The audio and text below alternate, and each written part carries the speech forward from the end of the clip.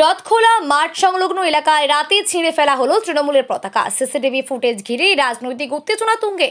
শহরের রথখোলা মাঠ সংলগ্ন এলাকায় রাতের অন্ধকারে ছিঁড়ে ফেলা হলো তৃণমূলের একাধিক দলীয় পতাকা।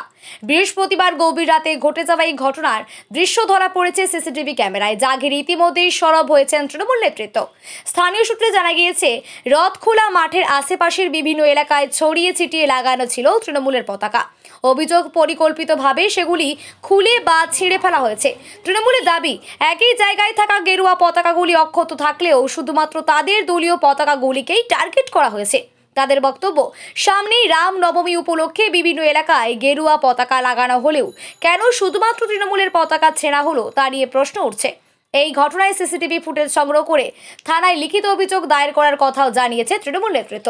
অন্যদিকে শিলিগুড়ি বিজেপি প্রার্থী শঙ্কর ঘোষ জানিয়েছেন, ঘটনাস্থলের আশেপাশে থাকা সিসিটিভি ফুটেজ খতিয়ে দেখে দোষীদের শনাক্ত করে উপযুক্ত শাস্তির ব্যবস্থা করা হোক, এই দাবি তিনি করেছেন।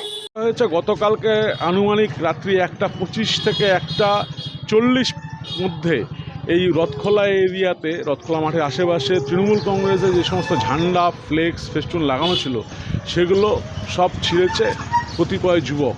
এবং আমরা নিশ্চিত যে তারা একদম ইনস্ট্রাক্টেড বাই বিজেপি, কেননা এখানে আমরা দেখছি যে এরকম ধরনের এই রামনবমীকে উপলক্ষে আরএসএস যে ঝান্ডাগুলো লাগিয়েছে সেই ঝান্ডাগুলো কিন্তু ইনট্যাক্ট আছে।